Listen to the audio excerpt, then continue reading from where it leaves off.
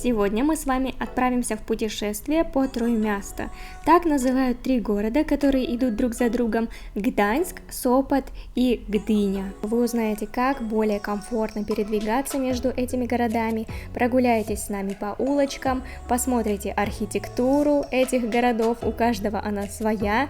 И, конечно, главный секрет, зачем все едут туда, это, конечно, на море. И я вам расскажу такую информацию, потому что очень много в интернете не совсем, скажем так, хороших советов, чему мы и послушались, да, поехали и встретились с этой проблемой. Поэтому смотрите видео до конца и все узнаете, где найти самые чистые пляжи, самый классный отдых. В пятницу у меня была одна невеста. Кто не знает, я работаю стилистом по прическам в Варшаве. И этот канал, он начинался с причесок. Поэтому, если будет время, то обязательно загляните, научитесь делать и себе. Так вот, собрала я невесту, и мы поехали на поезде до Гданьска. Дорога из Варшавы заняла 3,5 часа. Красивый ночной Гданьск нас встретил. Хочу сказать, что даже в ночное время меня очень он впечатлил, и мне безумно захотелось увидеть его при дневном свете. И поэтому уже на следующий день в 9 часов утра мы шли в центр Гданьска и встретили вот такой рынок. Обратите внимание, здесь очень много палаток, и каждый продает что-то свое абсолютно уникальное. Здесь есть и старые игрушки, рамки, картины, даже ложки, вилки, часы. Все, что угодно вы можете здесь найти. Очень интересно, кто все это покупает.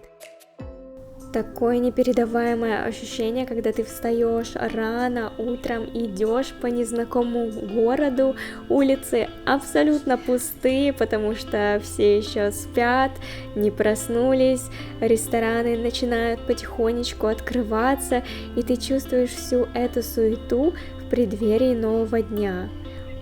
И с каждой минутой встречаешь все больше людей, туристов на этих улочках. Кто-то завтракает в кафе, кто-то также прогуливается.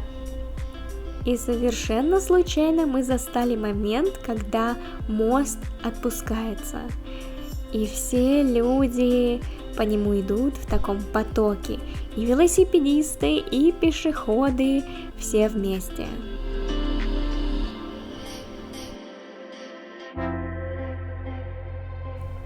Сложно не обратить внимание на огромное количество всевозможных кораблей. Здесь они и как будто из фильма про капитана Джека Воробья. Здесь, кстати, даже аниматор в такой одежде свойственной ходил и пытался продавать фото с собой. Конечно, кто-то фотографируется, а кто-то проходит мимо. Обратите внимание, какие там узлы, канаты, как все интересно. Можно стоять несколько минут и рассматривать все детали этого корабля. Меня очень удивило, что здесь такая забота о животных, о пчелках. Вот это отель для пчел. Первый раз вижу такое. А сейчас начинается очень интересное. Андрей нашел в интернете рекомендации, где лучше всего купаться на морском побережье. И там все люди советовали Сопот. Поэтому мы, не задумываясь, пошли и купили билеты на паром. Один билет стоит 120 злотых, на двоих это уже 240, и плюс входные билеты на пляж, поэтому получилось 250 злотых.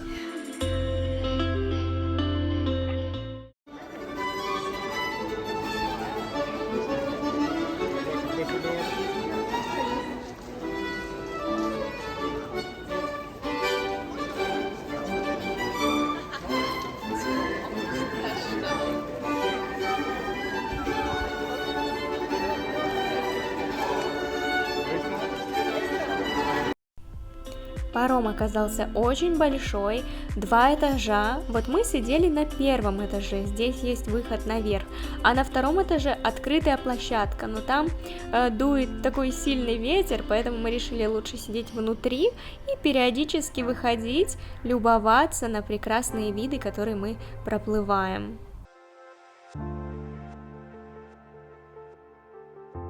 Очень много кораблей, и они все такие разные.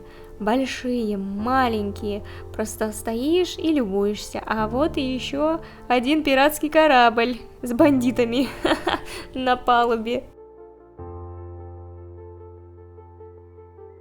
Плывем дальше, а вот этот мне напомнил Титаник. Посмотрите, какой он огромный, и там даже есть вот эти шлюпки для спасения, такие оранжевые. Надеюсь, они никогда никому не пригодятся. Народу было много, наверное, человек 100 на борту, но все относились друг к другу с уважением, не нарушали личные границы. Наконец-то мы приехали в Сопот. Идем дальше, смотреть на пирс и любоваться всем, что нас окружает.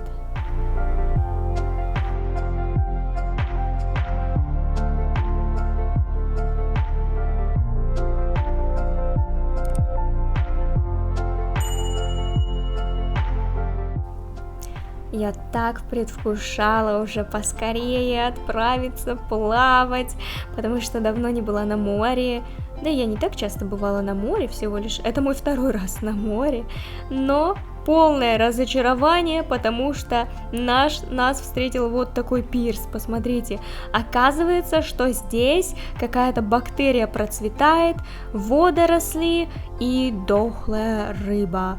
Поэтому мы постояли, посмотрели и решили, что ближайшим рейсом поплывем обратно. Ну а это время решили прогуляться по Сопоту, посмотреть, что же здесь есть. Ну, конечно же, еда вкуснейшая, я обожаю есть, хоть по мне и не видно. Центр, ну, такие красивые домики, но это хотя на набережной, возле набережной, чтобы привлекать всех туристов, все эти карусели, разные аттракционы. Мы дошли до Кривого домика. Честно говоря, я думала, что он будет больше. На фотографии казался больше. Посмотрели достопримечательности, то, что продают для туристов. В целом везде это одинаковое, но здесь мы нашли такие красивые керамические фигурки с котиками. Также костел. Мы иногда заходим внутрь, посмотреть, как там все устроено, просто из-за любопытства. Считаю, что в этом нет ничего плохого. А вы как считаете, должны ли туда заходить только православные? Очень интересно все-таки. А я думала, зачем нам продали эти дополнительные билеты? Оказывается, здесь стоит рамка.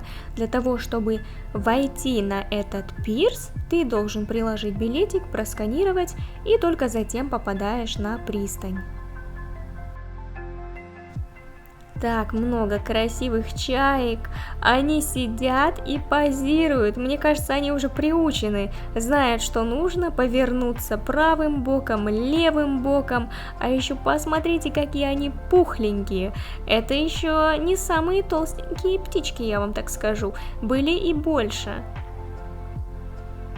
Мне кажется, это очень классный бизнес, можно просто присоседиться к ним с какой-нибудь баночкой для сбора денег и стоять собирать за фото, видео, абсолютно незатратный бизнес.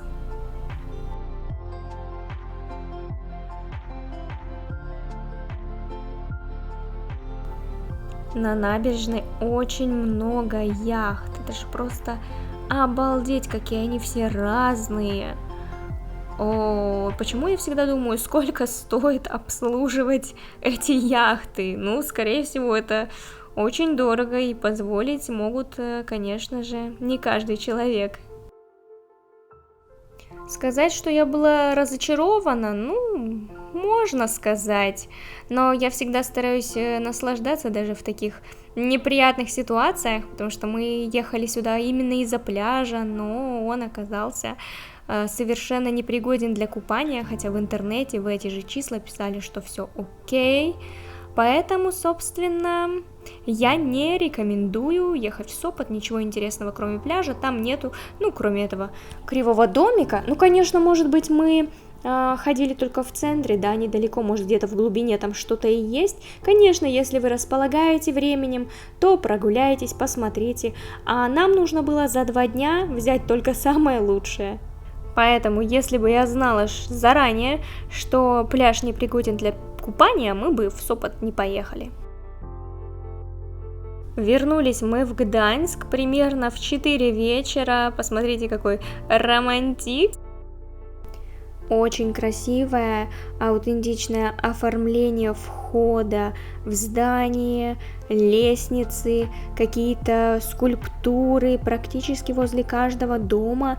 Но хочу вам сказать, что во Вторую мировую войну здесь большинство зданий, конечно, было разрушено, но их восстановили с очень высокой точностью.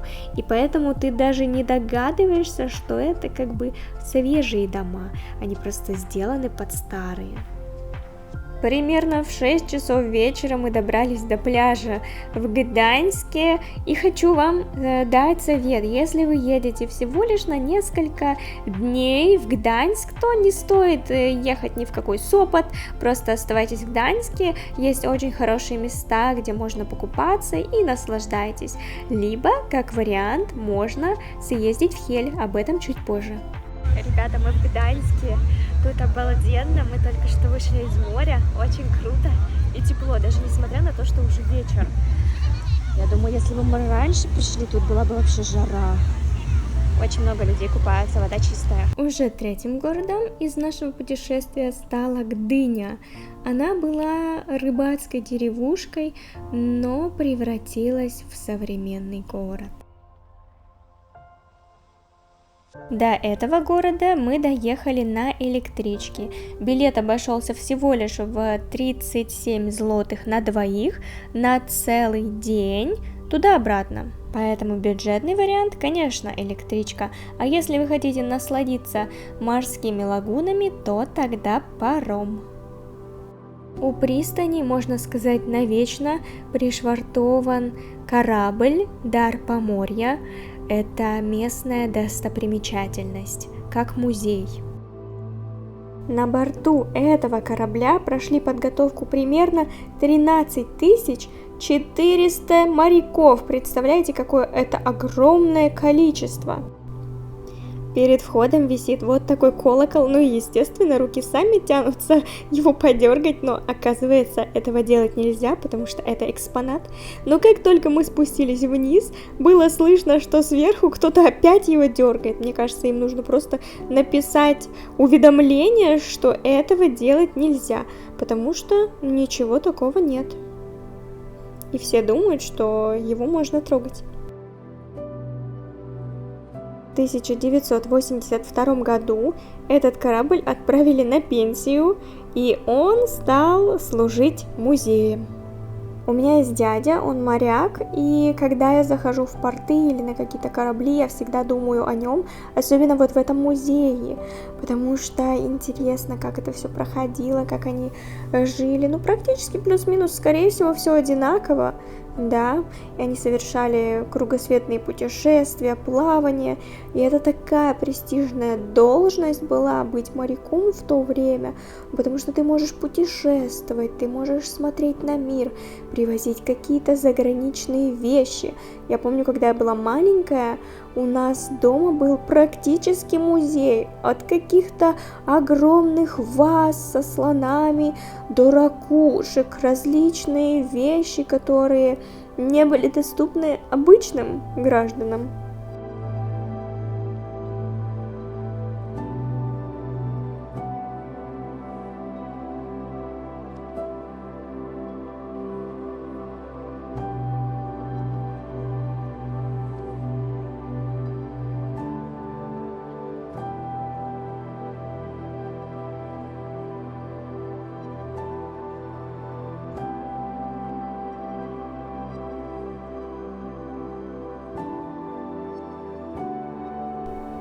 А это типа подводная лодка батискаф Наутилус, и там показывают фильмы в 5D.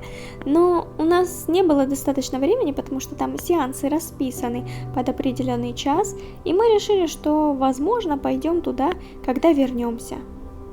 На обратном пути, перед Гданьском. А сейчас мы отправляемся на пароходе в Хель.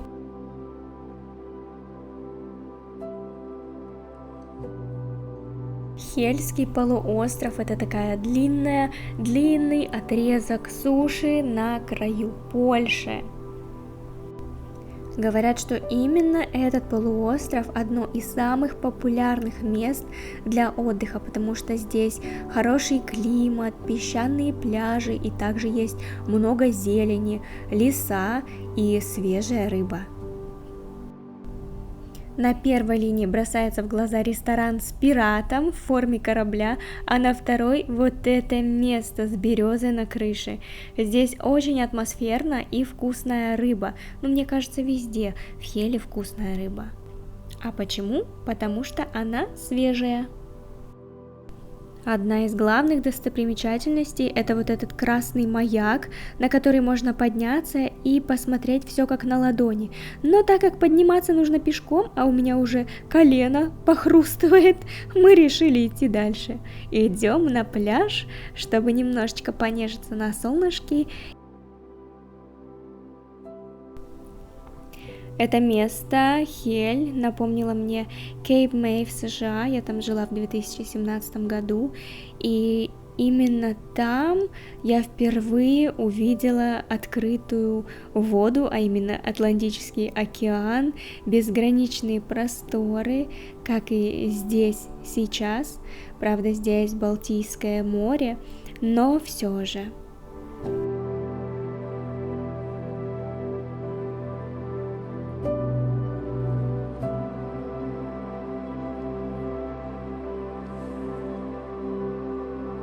В Хель была самая чистая вода, самый приятный пляж, без всяких водорослей. Здесь даже нет ракушек.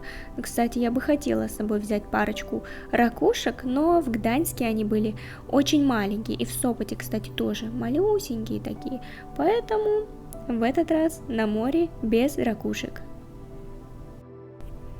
Из Хель мы также доплыли на пароходе до Гдыни и попали вот в такой вот аттракционный островок, городок. Пользуется популярностью, но народу, конечно, не так много. Зато плюс в том, что нет огромной очереди.